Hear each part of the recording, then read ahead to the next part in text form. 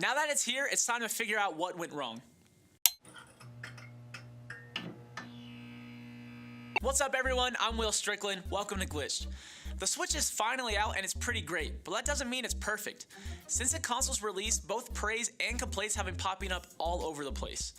Some of the most talked about issues revolve around the Joy-Con controllers. One of the first issues noticed was that the controllers desync during use.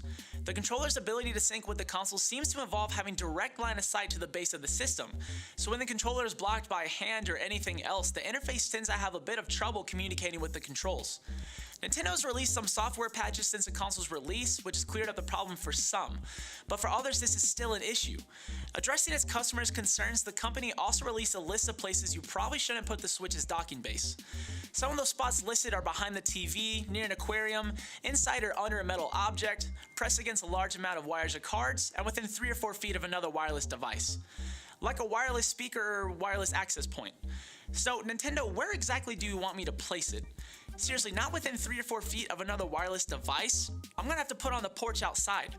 They also suggest that you turn off any of these devices that may be near. Am I supposed to turn off my TV too? Because that thing is smart and hooks up to the internet, my friend. In 2017, anyone purchasing your console likely has more than just 1 or 2 devices in their home that use a wireless signal. Honestly, it's ridiculous that Nintendo is asking this of its consumers and super confusing. Wireless controllers have been around for years. Hell, you guys had one for the GameCube.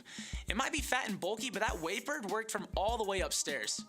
And not only is the Switch having trouble connecting to its own controllers, but it's also having a hard time even connecting to the internet. And others are unable to use the system at all, as some consoles are being mysteriously bricked. Not the cleanest launch to say the least. Now, if you can't use your console properly, this next part probably won't matter too much, but to those of you who can, at least for now, this next bit of info might be a little bit concerning. As reported earlier this month, data from one SD card used on the system cannot be transferred onto another card, which is a problem in itself, but that's not the only issue we've seen with the Switch's memory capabilities. To give a quick update on that story, data will be non-transferable from SD card to SD card on the Switch. So if you have to get a larger card with more memory, you'll have to hold on to that smaller card if you want to keep any of the save data that's stored there. You also have to download all the system preferences and settings on every single card you use. Next are the newer developments.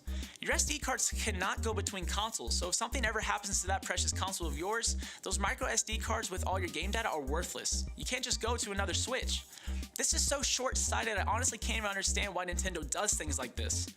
Also, anything you download from the Virtual Console is still tied to the system you downloaded it on. If you have a Switch, be ready to treat it like a glass cherub, because if anything happens, you are completely screwed. Another thing, don't think about putting skins on those pretty little Joy-Cons, because if you ever want to remove them, the controller's coating comes right off with it, leaving a visibly marred surface. Oh yeah, and friend codes are back. Doesn't that get you excited about a paid online service from Nintendo? I honestly love you so much, Nintendo, but how can you do so many things right while also so many others so wrong? I can't even give you kind of slack for these types of mistakes, considering all the issues have to do with technology that has existed for over a decade. What do you think about the Switch's launch? Did you get one? And if so, have you had any of the issues we've mentioned or even some we haven't? Let us know in the comments down below. Apparently, I need to go and unplug every Wi-Fi capable device I have. The things I do to play Breath of the Wild.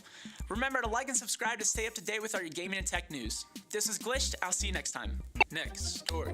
Next story. If y'all thought that I loved the Nintendo Switch, wait till you see the love I have for No Man's Sky. Because they're back in the news.